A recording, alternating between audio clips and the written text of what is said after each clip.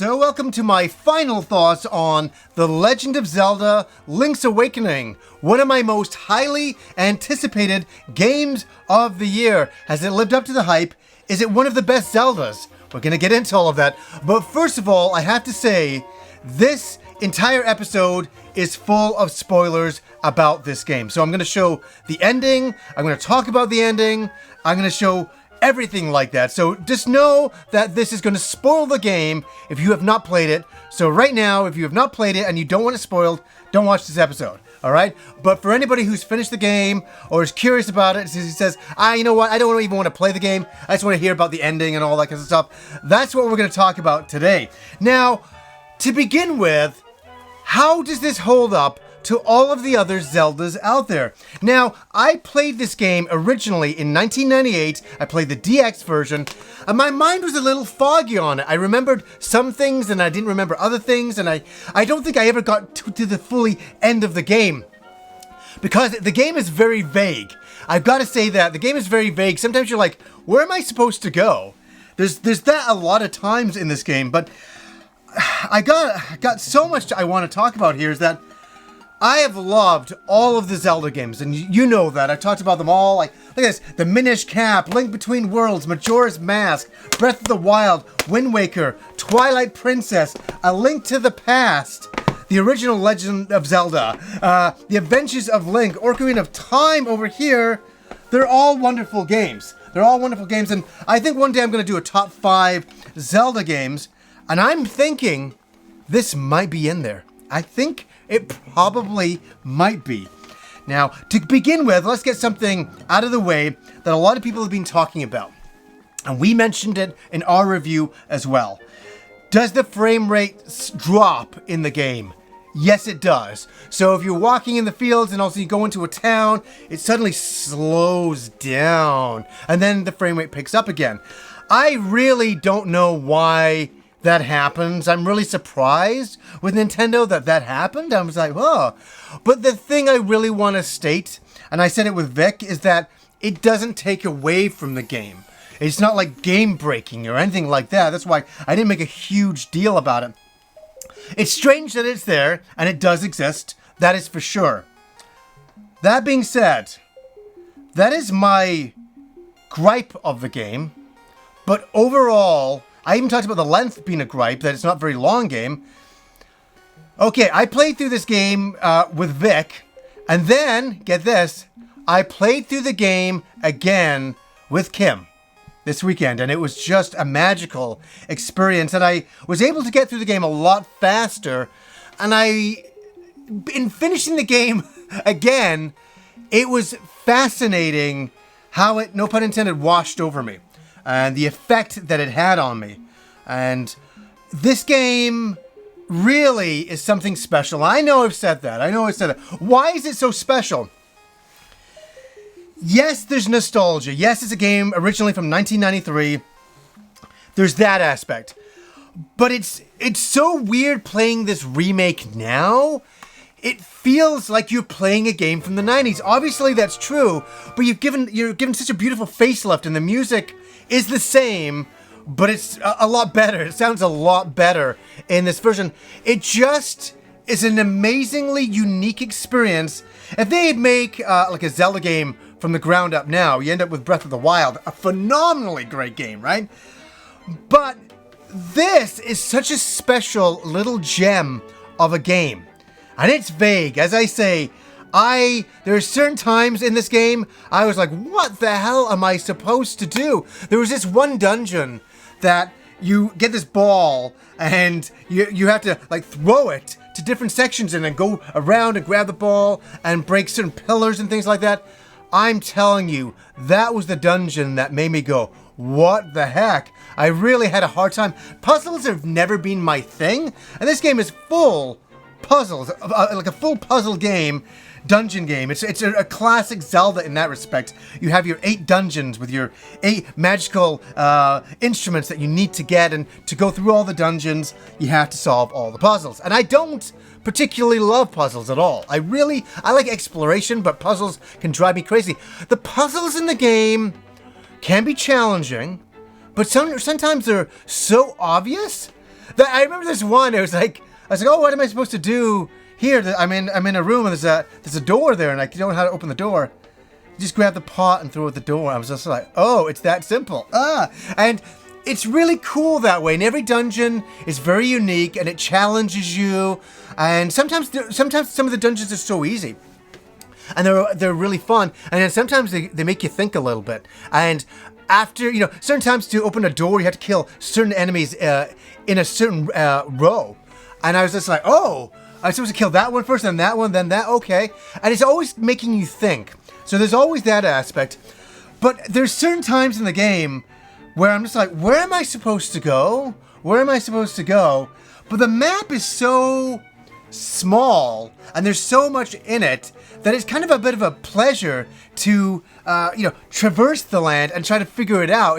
It's fun revisiting places and going, oh, I can do that here. Now, something else fun I did in the game, and I regretted it. I regretted it so much after I did it.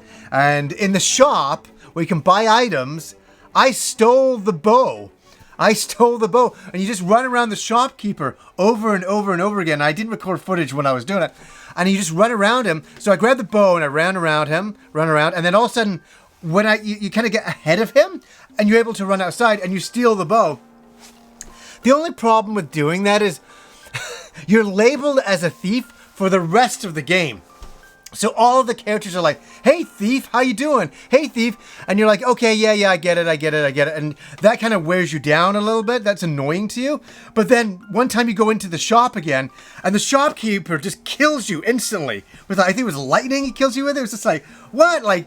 And you feel so bad for stealing in the game. You're like, oh, why did I ever do that? I should have never done that in the game. And it's really a lot of fun. Getting back to the music is something truly special. I remembered a lot of tracks, but in playing this game fully this way, I was able to sit and just let the music kind of wash over me once again. I was able to really take it in a little bit more and realize how special some of these melodies are. Now, a lot of people have complained that some of the music is very repetitious. It's the same thing over and over, and I get that. I really do understand that.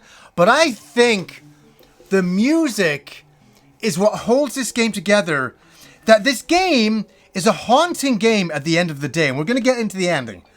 But the music is as haunting as the overall ending of the game and what everything really is. If you take that in, you really get what it's all about. It's strange when you're doing the levels and you're like doing Mario characters and there's warts in there and Shy Guys and you're like, what? This is so weird. And the music with some of that is surreal. And a lot of the music is hauntingly surreal. And it's really fascinating. And I here's the one thing I do want to state. I want to buy, and I hope Japan releases it, a CD soundtrack. I know CDs, everybody's like, what do you want? I like this. I like having CD soundtracks. I want like a double CD of this music with some beautiful artwork on there. Instant buy. I must own that soundtrack that way. I like physical copies of things, so bear with me on that. But the music is really good, and I think yes, there's some nostalgia there, but remember, a lot of these tracks I'd never heard before, and they created a new nostalgia now.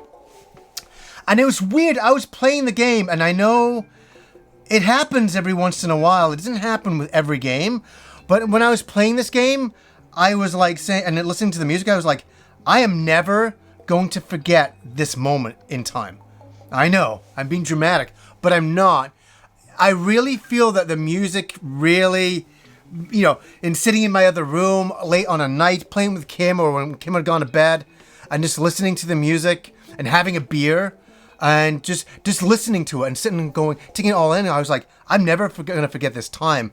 And it's one of those things where the game started to become special and more than just a game where you're running around with a little sword fighting monsters. It started to take on its own life.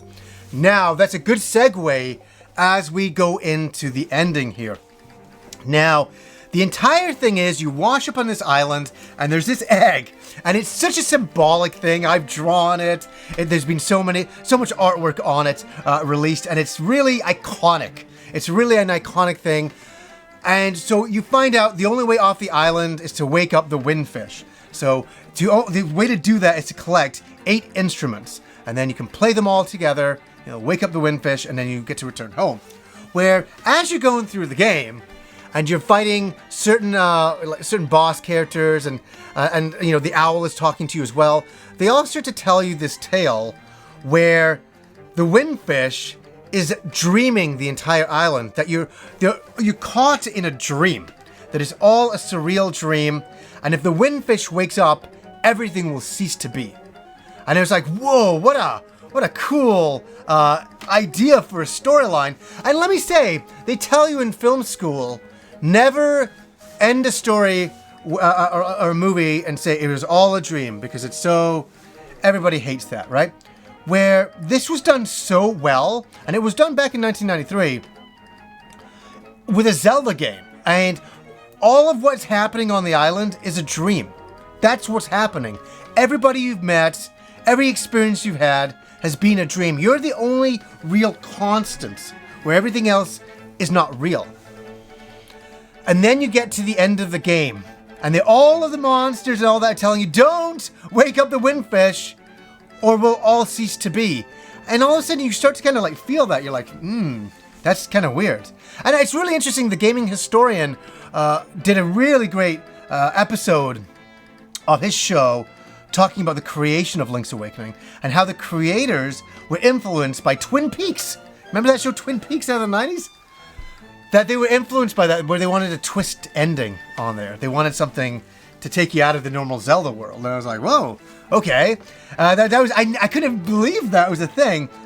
And so you get to the ending of the game and you find out that nightmares have entered the Dreamfish's dream world and have basically kept him asleep to keep their world alive. How cool is that? And then you come in and you wake... You're basically trying to wake up the windfish, and you're fighting the nightmares.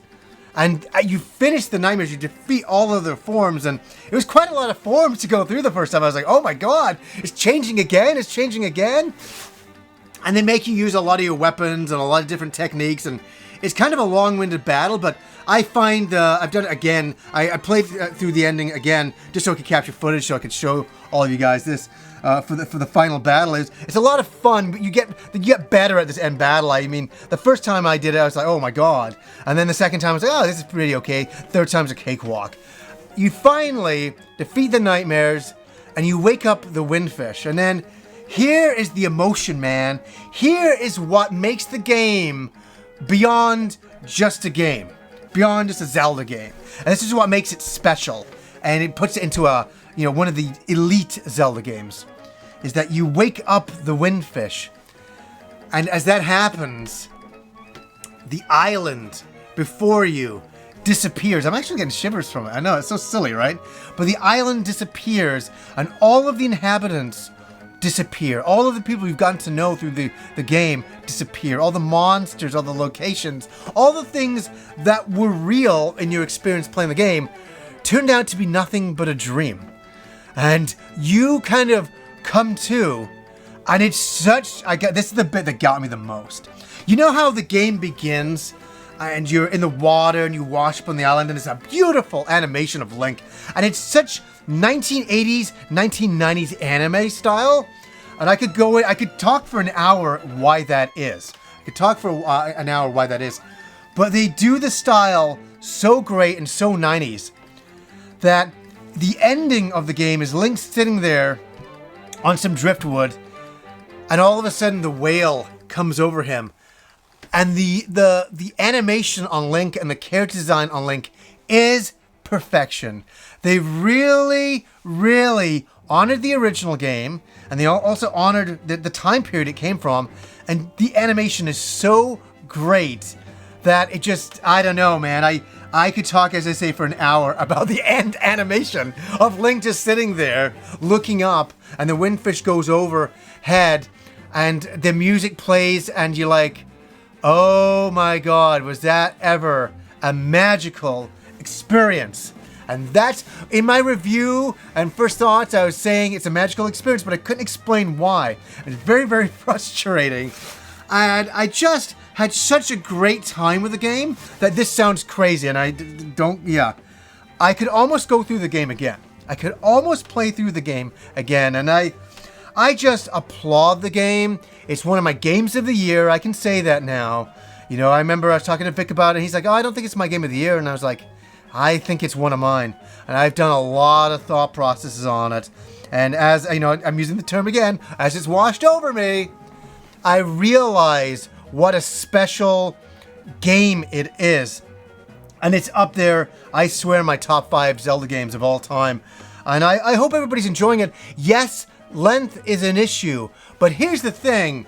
I'd rather have that sweet, beautiful 10-hour mark of playing a game than 40 hours of bloated dialogue and boring gameplay, where everything in this game is very, very tight and very, very to the point. Yes, the boss encounters are very, very easy. There is a hard mode as well, but I really enjoyed this game so much. I mean, every once in a while I get to play a game and it makes me remember why I play video games. And it also reminds me of why I do the show. It really does. It makes me realize that this medium can be so wonderful and magical at times and can give us so much. And this game gave me so much. And that's why I come in and do episodes like this, because I want to talk to you guys. And I would love it if one person out there had the same experience that I had. And, you know, maybe I could make them play the game for the first time. That's the show working, and that is me doing my job, as I say, on YouTube. And it's very self-fulfilling. It's very self-fulfilling that all it really is that I'm enjoying these games, and I just want to pass that enjoyment on. And I'm so happy that I could talk about all the spoilers and all of that stuff. It's like so fantastic. And I mean, the one thing that also tripped me up in the game was to get to the windfish. You enter the egg. I got into the egg, and then I'm like, how the heck? Which way do I go? Which way do I go? Little did I know that in town, you read a book in that little library building, and it shows you the direction to go in. That is vague. And I think that's why I like it. It's such a 1990s game. It doesn't hold your hand. It's going to put you in this world. And that's what it is. Nintendo creates this beautiful little world and says, go play, go have fun. And I did. And I did have fun, and I had a great time, and I love Link's Awakening, and it was such a wonderful game to play this year so far, and yes, it will be in my Games of the Year section at the end of the year. So, and is there any of you out there who haven't played the game that have watched this? Maybe you would have played the game now. I don't know, but all I know is I enjoyed it so very, very much, and I hope some of you are enjoying it as well. So anyways, guys, until next time.